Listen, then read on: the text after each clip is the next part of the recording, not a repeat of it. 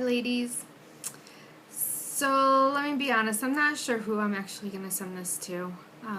Maybe just the managers, possibly all of the True Beauty groups. Since the conference, God has really been, well, even before the conference actually, God's really been laying a message on my heart for myself, for me. But you know me, when I learn something, I want to share it. When I'm going through something, I want to bring people along with me. And so perhaps if you want to brave out watching this video, I'm not sure how long it will get. I'm going to, not try to keep you here forever, but I'm going to share what's on my heart.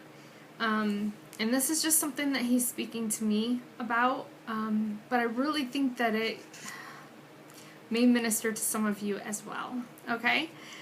Alright, so yesterday, I think, maybe it was the day before, but I'm pretty sure it was yesterday, I shared a picture that really just struck a chord in my heart. And it said, when you realize God's purpose for your life isn't about you, He will use you in a mighty way. That's a quote from Dr. Tony Evans. Oh, girls, I struggle so much with parts of my testimony. But I found a lot of freedom at the conference to be able to share some of that testimony. It's not the part that I want to focus on my whole life because it's not about my past, it's about my future. But honestly, parts of my past is helping those who are going to be a part of my future, right?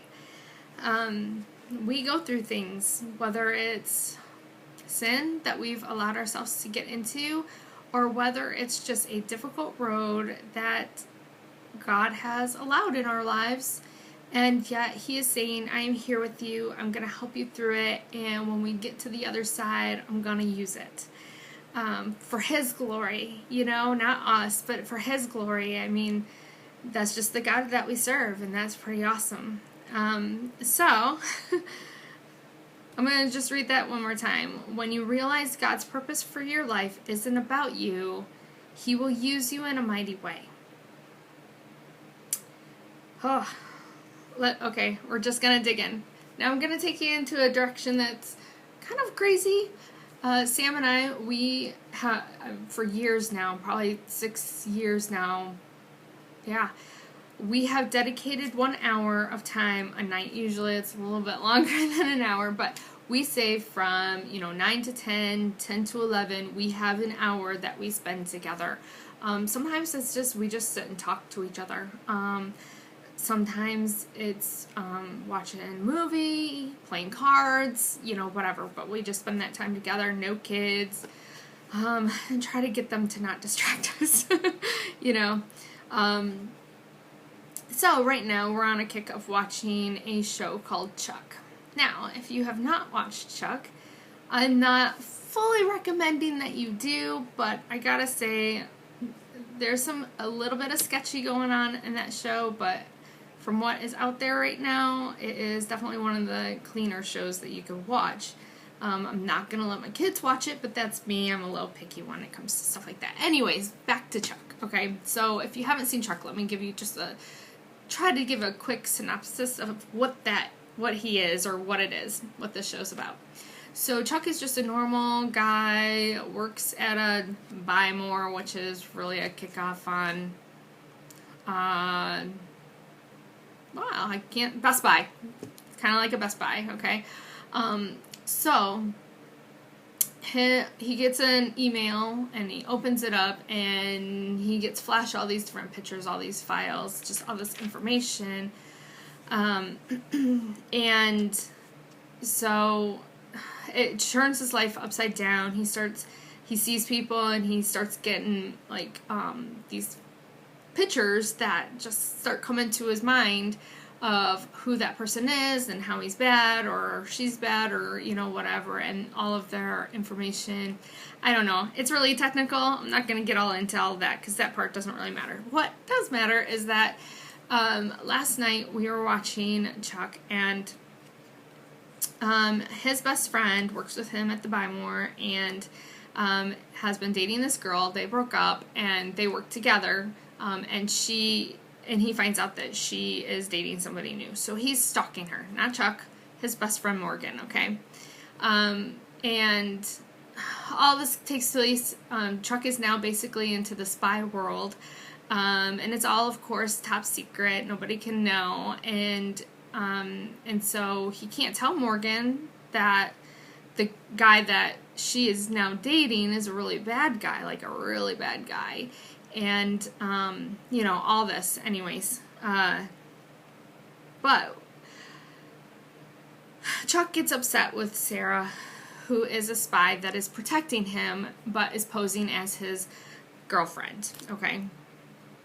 And Chuck goes on and on about how he needs to protect Morgan because Morgan is his best friend. He's his family. He's all he's ever had. He's lost his mom and his dad, and Morgan is it. Morgan's who he cares about the most, other than his sister, he just keeps going on and on about how Morgan is his family. And Sarah's response, okay, so some of this is a little strange on why any of this is connected, but I'm gonna keep going, okay, girls? Bear with me. Okay, there's a point. Sarah's response to Chuck being upset at not protecting Morgan the way that he wants to, or their reaction to not be as quick as he would have liked them to be, her response says this, okay? Last night we failed to learn the contents of what was in that container because of Morgan and all of that. And now we don't know what kind of drugs or weapons are floating around in the city, and while I appreciate your friendship with Morgan, listen to this, losing sight of that container endangers many people. Many people's best friends, not just yours. Okay, when you realize God's purpose for your life isn't about you, He will use you in mighty ways. How does that have anything to do with losing sight of the container endangers many people's best friends? Not just yours. I have been struggling with how much I share about my life and the skeletons in my closet, if you want to put it that way. There's parts of my testimony that I've kept for myself because I've been too afraid of what people will think if I share this. Now, for those of you that went through, I'm just going to call her Lisa T because I never can remember how to pronounce her last name. But, she writes this book. We did a devotional a little while ago, and it was incredible. But I remember her sharing about how scared she was to tell anybody that she had an abortion. But as soon as she did, she felt freedom. And I knew when I read that someday I was going to have to just be open and honest about my entire testimony. So let me jump into something else that happened yesterday. Okay, so we watched that. I posted that picture. I watched this episode from Chuck, and I'm telling you, it had nothing to do with the drugs and the weapons, but it really did. It was the enemy's tactics. The way that he kills and steals and destroys, just like these bad people on this show.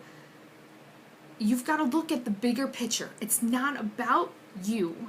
It's about everyone. It's about the people that are going to be touched by your testimony, and far less about those who may be offended by it. That's between them and God, right? Whew, I'm telling myself, girls, I'm telling myself. All right, so I am doodling around on Facebook like I'm not supposed to be because I've been really trying to not be on very much at night. and just going to bed when Sam goes to bed. But it was not one of those nights. And so I'm poking around on Facebook, and I get a message that Lisa Bevere has posted a video on her fan page or whatever. And since I follow her, I wanted to check it out. I saw that it was like half an hour long, and I was like, ugh, and I needed to watch it. So I went into the bathroom so that I'd have some quiet and privacy, and it wrecked me. It wrecked me. It brought so much truth to my heart that I needed to get over past that hump. It was like, share that picture, watch Chuck, and get touched by the Holy Spirit from this crazy TV show that's not Christian, you know what I'm saying? And then going into Lisa's message, I've watched it like 8 times since like 1 o'clock in the morning, because I cannot get enough of it. I need this truth. And so, because I need this truth, I just want you to have this truth too, because that's just the way that I'm wired. You can thank my mom for that. And God for that, I guess, because he probably gave it to her as well. Alright, so Lisa shares about, if you don't know this part of her testimony, and this is Lisa Bevere, just again to clarify that. So Lisa Bevere shares about that she lost an eye at age 5.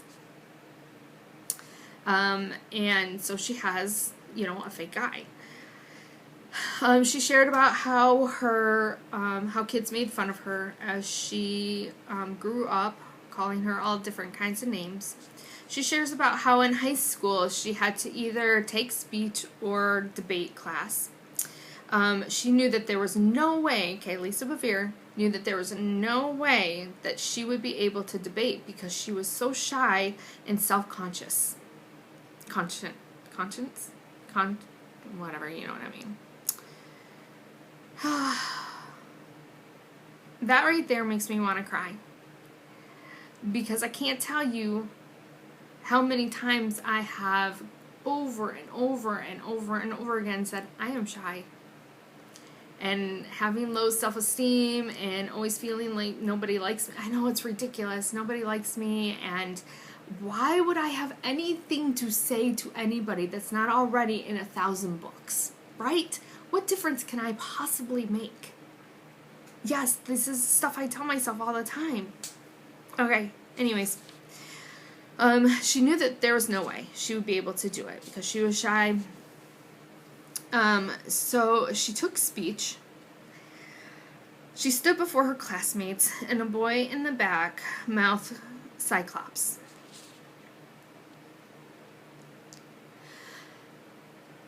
I had a similar experience.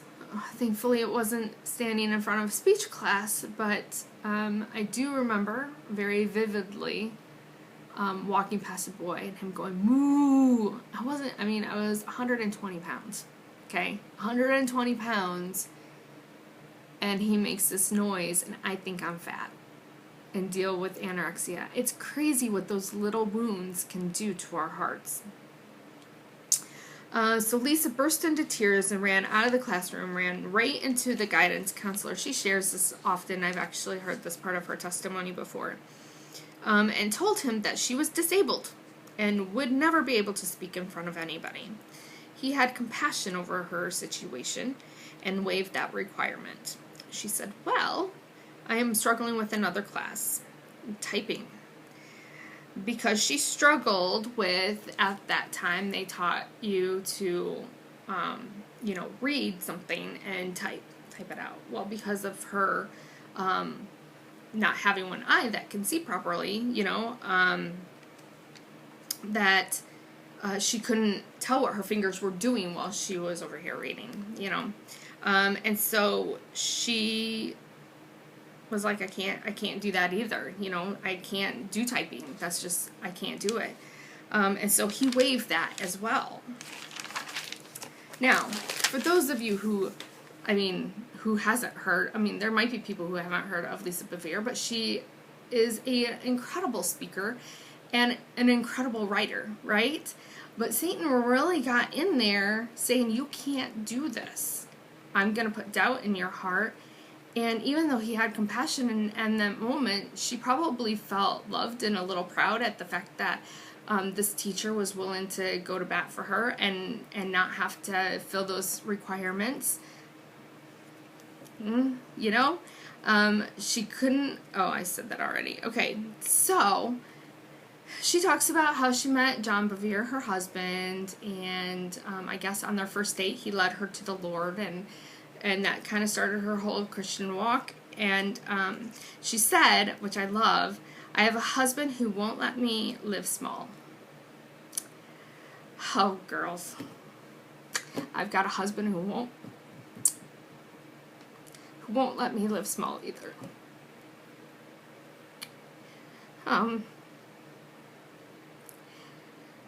Sam sees so much more than who I see myself as.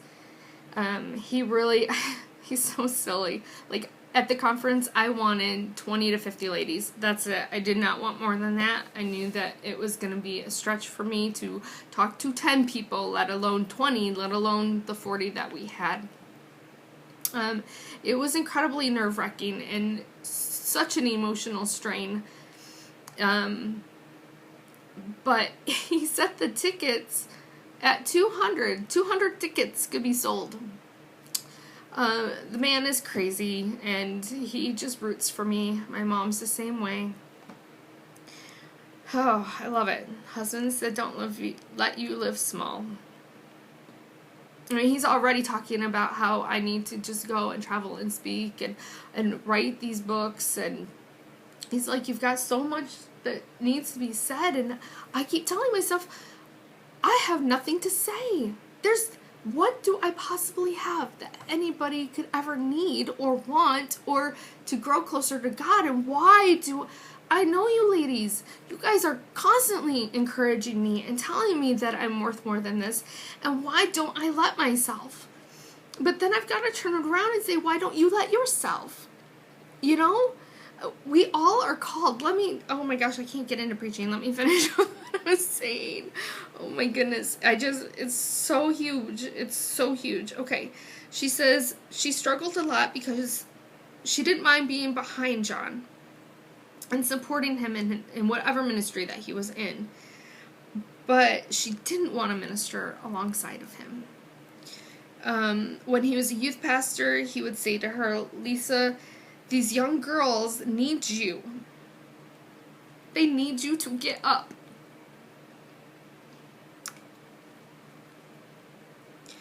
She would argue with him and tell him that just because he was the youth pastor, that didn't mean that she was the youth pastor too.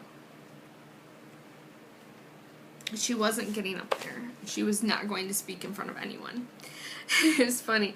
In the video, she says that that he was like, well, I'm gonna call you up here to speak, and she's like, well, then I'm just gonna be walking out that back door. Oh man, you know, and I understand that because the things that Sam can see in me and see what God is doing in me is so much more than what I can see in myself, and it just scares me to pieces to think that it's speaking and writing books. I don't like being out that much. I mean, just running True Beauty is difficult when I know you all see me as a leader, and that's hard on me because I know I fight myself on this all the time. Okay. But John says something to her that really struck her. And it kind of was one of those turnaround moments. You are not your own. You were bought with a price, and you don't have the right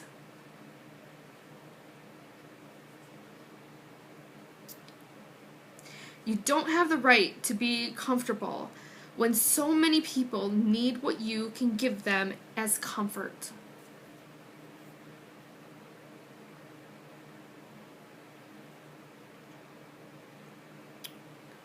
You are not your own. You were bought with a price. And you don't have the right to be comfortable when so many people need what you can give them as comfort. You. And me. You. We don't have the right to be comfortable. He's gonna push us. He's gonna push us because we have people who do need us to say what is on our hearts. As John kept speaking things like this to Lisa, she started then to pray. She said, "You know, God, this isn't about me. This is about you. And this isn't about me being comfortable or pretty or whatever. I'm going to be more of a living testimony for your faithfulness than I ever could be if I were perfect." Oh my gosh, you girls, I'm seriously in the bathroom sobbing my eyes out when she said that. I had to pause it because I needed a moment. I look at so much of my imperfections from my past and in my present. And I let it knock me up, saying, "You are not worth it. You are not who I've called." Why do I think that God has said this? He hasn't said this at all. But if we could just pray right now. God, this isn't about me. This is about you. And this isn't about me being comfortable or pretty or whatever. I'm going to be more of a living testimony of your faithfulness than I ever would if I were perfect. She goes on to say, God really loves to make us face what we fear because he knows that actually going to position God really loves to make us face what we fear because he knows that's actually going to position us to be fearless.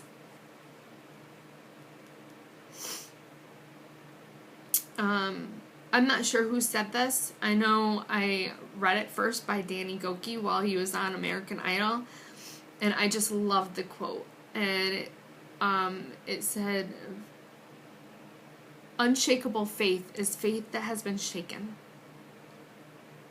And it's very similar to what this is. God really loves to make us face what we fear because he knows that's actually going to position us to be fearless. All right, God. It's not about me. It's about what God can do through me. I'm reading what she said in this video.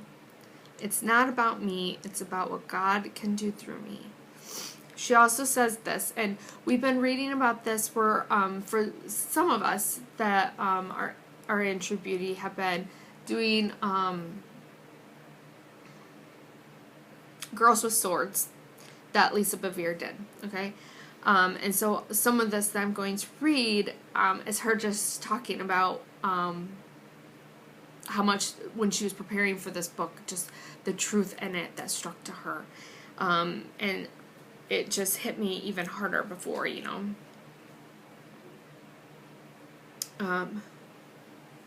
the attacks on our...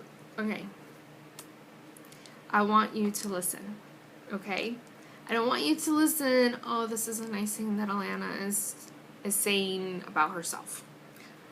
I mean, I know that there are some of you that are like, yes, Alana needs to get her testimony out. She's got an amazing testimony. Can I tell you that you do too? Every single one of you. Every single one of you that's watching this, there is nothing at all about your testimony that is worthless. So, with that in mind, I'm going to keep going. We'll see how many of you last until the end. All right. The attacks on our life are not about our past. They're about our destiny. The attacks on our life are not about our past. They're about our destiny. Now, you all know that I have gone through baby losses. I will be perfectly honest with you. Okay? I'm just going to put it out there. This is, if you're going to get a video of the conference and you weren't able to be there, this is information that was first mentioned. Honestly, in any public setting that I've ever been in, nobody knows this other than a very small, like 2 people in True Beauty before the conference, and that is Tracy Bowman and my mom. But it's part of my testimony, and I'm going to be brave and just do this, okay? The attacks on our life are not about our past, they're about our destiny.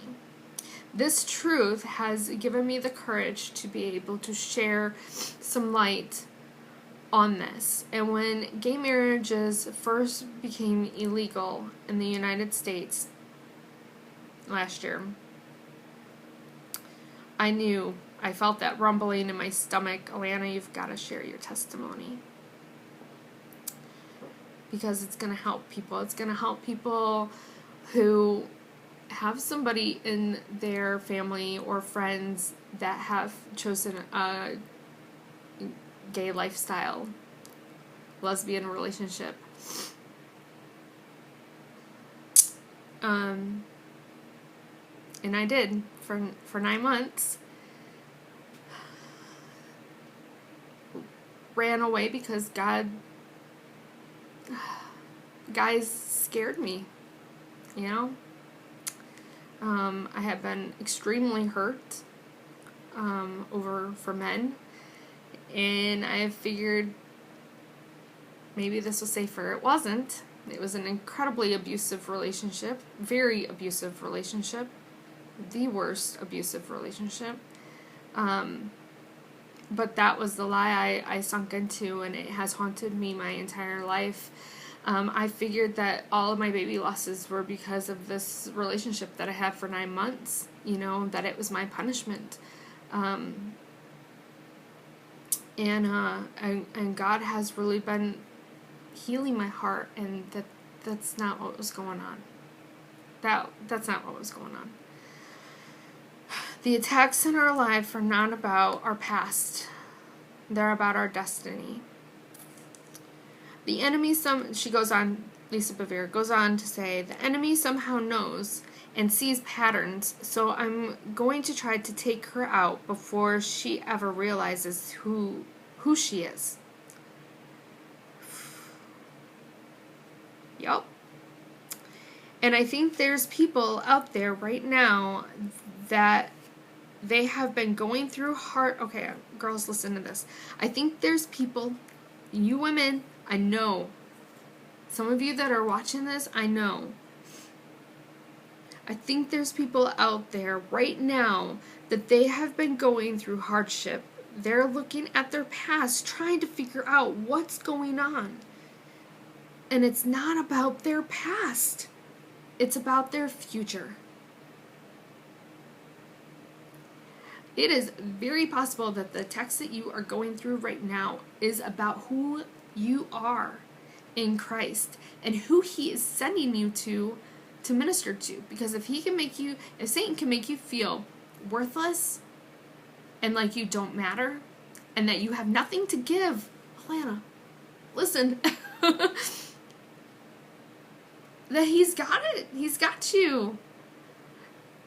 And God needs you there. He needs you focused out, not in. Focus out. And that doesn't mean doing this to be busy, to ignore the pain that came from your childhood or whatever. You've got to deal with that yuck. Okay, those wounds got to get healed. But if we are always stuck on picking our scabs, they're never gonna heal. And He needs you to start living a life that is full of him and his glory and his healing of the past mistakes. We're dumb. You know, we are dumb humans that sin. But that doesn't stop God from saying, I have called you to go out. I have called you to somebody who needs you. Okay? And I know that you ladies may just be sitting here going, Alana, serious? I know my mom does this all. Alana, are you listening to yourself? Really? You really think that God doesn't have anything to say through you? Dang him. Why? Why do I have to listen? Why do I have to worry? Why do I have to let relationships that I'm insecure about rule who I am as a Christ follower, as somebody who is going to speak whatever I can to get women to know that he is in love with you? And that in loveness, he is love. It doesn't ever go away. You know? Oh my gosh, I am sorry. I did not mean to get all preachy, but it just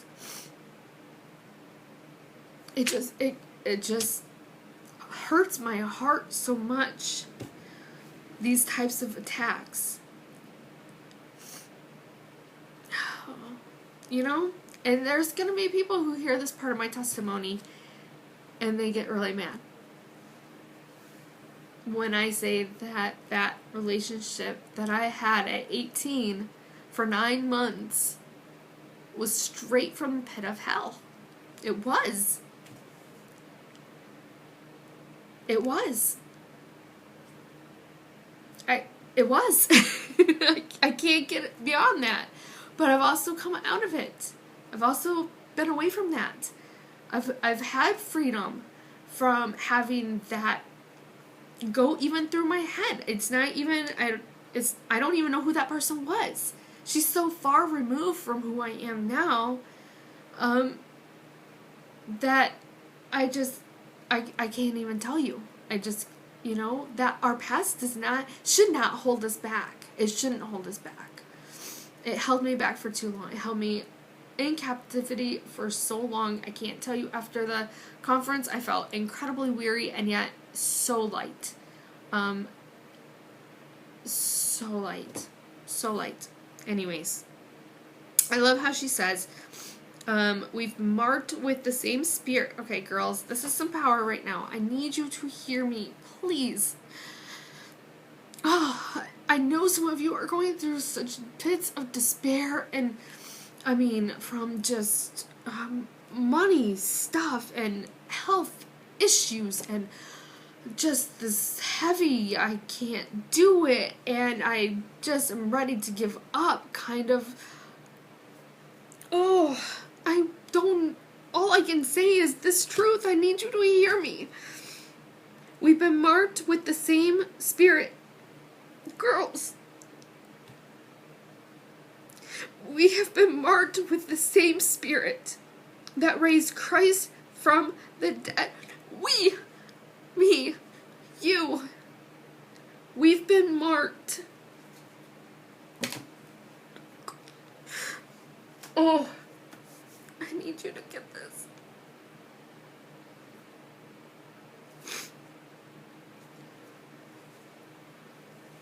We've been marked with the same spirit that raised Jesus from the dead.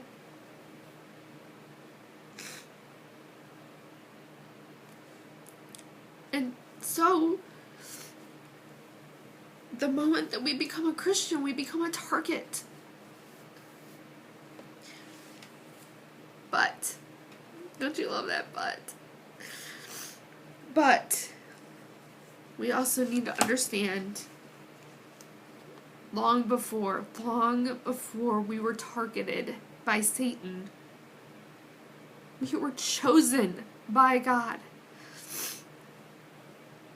For those of you who did not go to the conference, I really hope that you get the DVD that Kim Spitnail has made for us. Nikki's message was on point.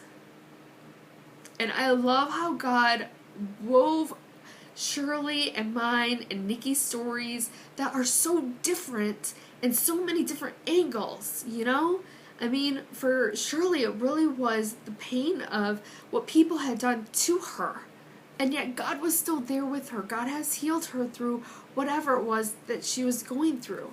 And with Nikki, it was this loneliness. Like, I don't get along with these people and women, and I am so lonely, God. And yet she found him there. And for me, it was feeling hated by God. What do you do when you feel hated by the one who created you, you know? But it's finding out how much he really, really loves you. It was awesome. The conference blew my mind. It blew my mind. It is not even close to being what I expected it to be, and I figured it was probably going to be great because God was all in it, because we all are beginners and have no idea what we're doing. With that said, Nikki said something that really brought a lot of truth to me, and I'm not going to go into the whole thing, so get the DVD so you can watch it yourself. But she talked about how Jacob chose Rachel, but God chose Leah. It was through Leah that Jesus came, you know, generations through, but it was Leah's son, Judah, that Jesus came through. And that truth blew me away. I mean, sobbing mess at the conference, because that truth, God chose you. He chose you. Long before we were ever targeted, he chose you. She also says, I'm finishing up now, okay? I'm not going to go on forever. Her destiny is greater than her history. Your destiny and what God has called you to and the people he has called you to reach is greater than your history. Oh, Lord Jesus, thank you so much for this truth. I don't know if you've ever seen this. I know I've shared this maybe once with some of the True Beauty ladies. I think it was long ago when we just had just the one group. But it was,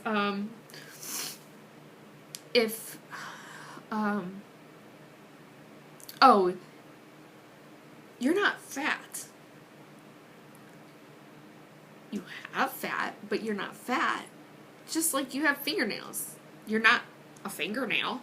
You know, you have fingernails. And there's a difference, and that really brought a lot of truth. I have a past.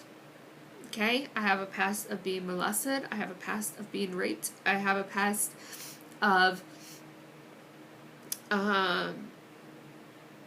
violence between me and my brother. I have a past of never feeling like I measured up to anybody, really. I have a past of a lesbian relationship, and I have a past of miscarriages and not being very nice to my stepson sometimes, and dysfunctional relationships, and being needy and codependent, waloo, you know, but I'm not any of those things. What I am is a child of God. And so it doesn't matter if I'm targeted. It doesn't matter what it is that I go through, because he has called me beyond it. Beyond it.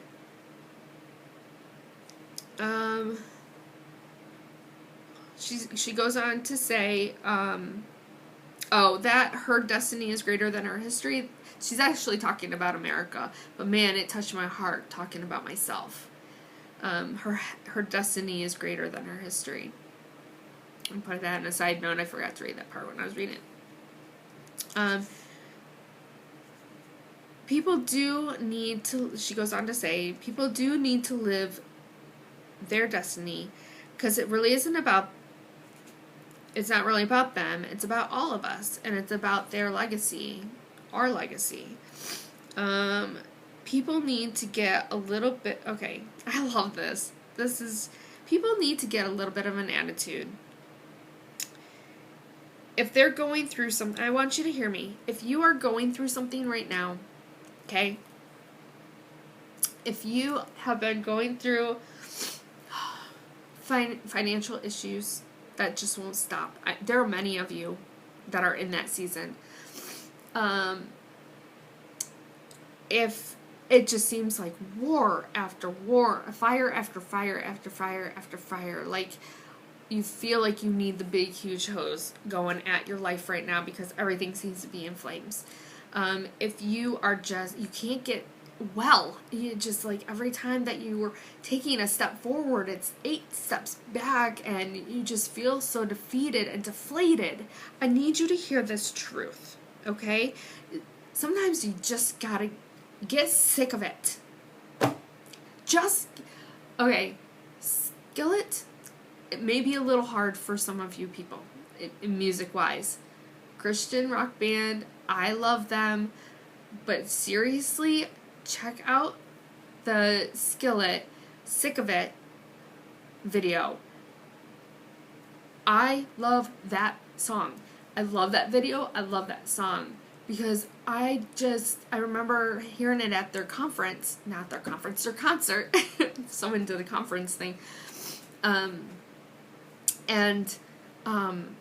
I just tears streaming because I just am so tired of being held captive by my dumb insecurities that just rule my brain sometimes. I am so over it. I'm over it. I'm so sick of it holding me back. I'm so sick of it twisting my relationships that I have now. I am so tired of it and it still comes at me sometimes, and I'm like, get away from my brain, okay? I have some relationships that are very insecure, and I feel insecure in them, and yet I just feel this little, prick. Well, see, she likes that person instead of you, or seriously, I am 38 years old. I am no longer 11. Some of us just need to grow up, and we just need to be sick of the crud that continues to pour on us. People, okay, going back to Lisa, and I am finishing up. People need to get a little bit of an attitude. If they're going through something, they need to say, what is so frightening about me that the enemy launched a full-scale onslaught?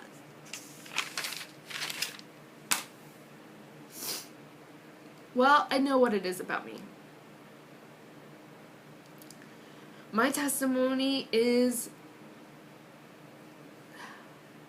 different only in the way of saying I'm honest.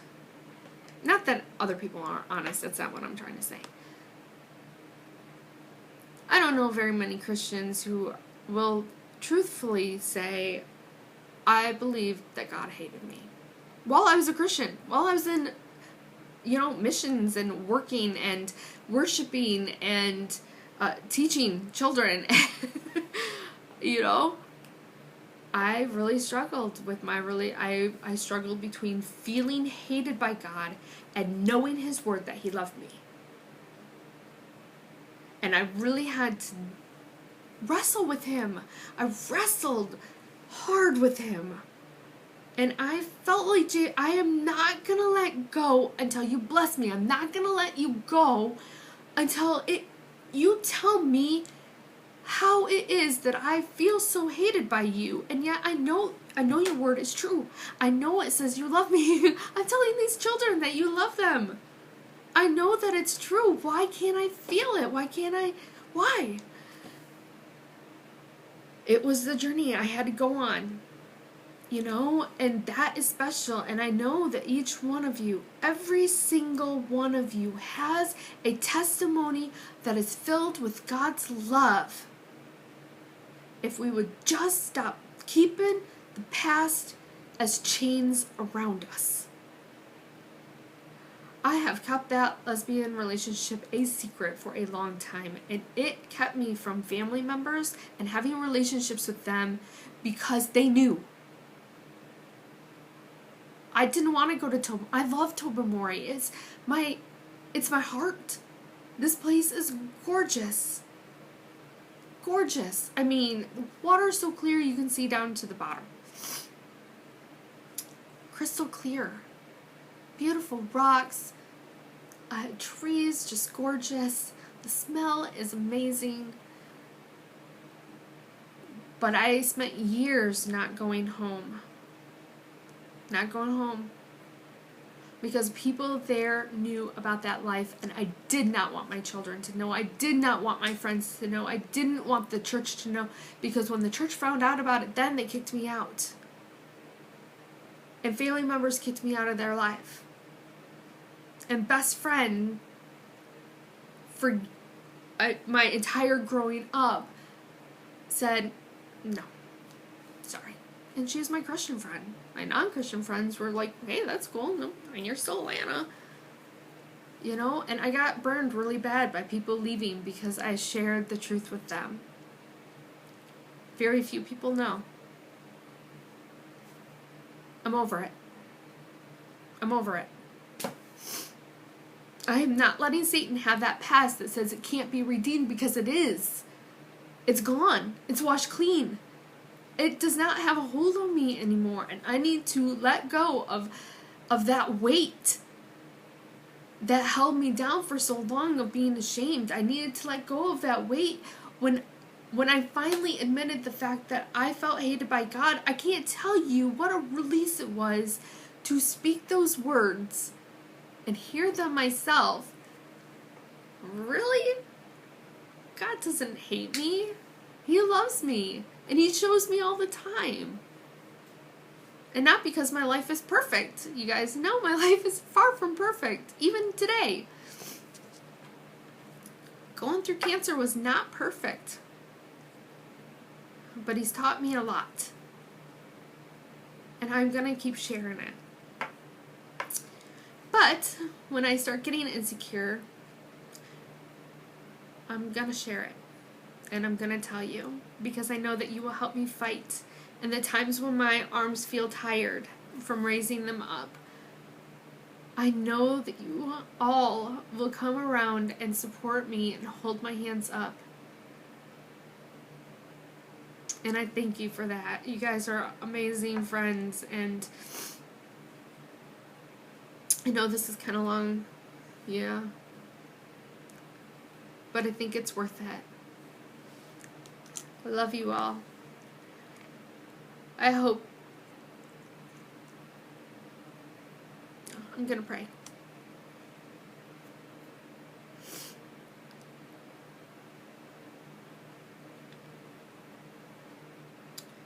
Jesus, the same power that was in you, that is still in you. You conquered the grave. You lived victoriously. That Spirit is in us.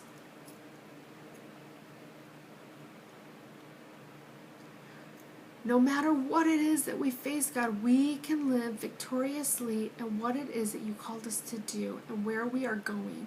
And whether we are under an attack that needs to just be stopped because Satan has no right in our lives, or whether this is a test and things that you're having we just go through things. Some things just happen because we live in a fallen world, but the thing is that I know, and we know, God, we truly do. There's something inside of our hearts that when we call on you, you are here. And honestly, you're here even when we don't. God, I just ask for a blessing on all of my sisters that are watching this, God, and I just ask, God, that you would help them be able to start breaking these chains off, God. And like my Shirley girl who just, shared her testimony on the news about her life and going through sexual abuse and being codependent and throwing those chains off. God, I thank you for letting her be so brave. And for everyone else who has given their testimony, and for the ones who are scared, God, for the ones who do not see their worth. I ask, God, that you start penetrating into their hearts, that you start pounding this truth into them. They are free. And the things that hold them back don't need to. Because our bodies are going to make us tired. I'm tired, God. I'm tired. I get frustrated that I'm growing old. And that my body feels like it's 70 instead of 38. But the thing is that I refuse to let that keep me down. God, thank you for the spirit that you have given to me. Thank you for this faith that you have strengthened. Thank you that I am able to just pour out my heart to these ladies. And thank you for them who are listening to this go on and yet feel empowered, God, by your spirit. Because this is not about me. It's not even about me. It's all about you and what you have done and what you can do. You are amazing. You are amazing.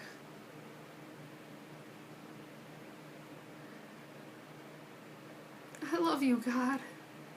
I love you. Thank you for these women. Thank you for every single one of them. They are so precious to my heart. And I just ask that whatever situation that they are in, that they will know, God, that you are there with them. You see them. You know their name.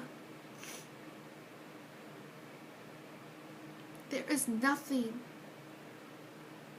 that separates them from your love, God.